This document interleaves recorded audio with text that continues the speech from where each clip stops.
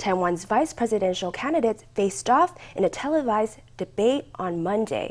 They were asked about China's military threat to Taiwan, about how Taiwan should bolster its defense policy.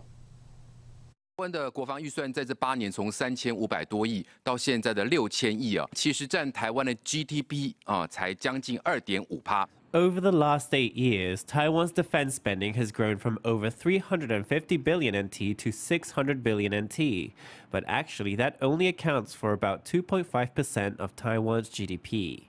I'd like to ask our 3 vice presidential candidates, do you support continued investment in national defense?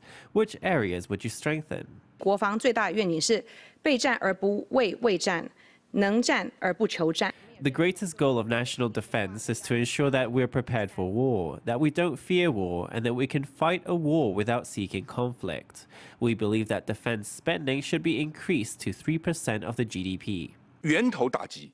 就是我们的飞弹，我们的这个火力。 We want to strike our enemy's capabilities at the source. That is, our missiles, our firepower should be able to reach the bases along China's coast. For our combat units at sea, we propose a pay raise of 20,000 NT. 提升自己国防的3大方向，包含第一个。 We propose 3 directions for bolstering national defense. One is strengthening training, so that both conscripts and enlisted service members meet modern-day requirements. As for upgrades to military equipment, there are 2 approaches of procurement and domestic production.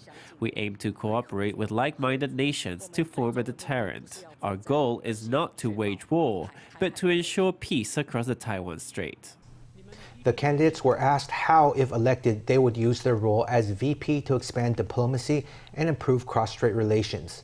DPP candidate Shelby Kim said she would take a, quote, practical approach to finding international space for Taiwan. The KMT's Zhao Shaokang said he would seek to broker a truce with China.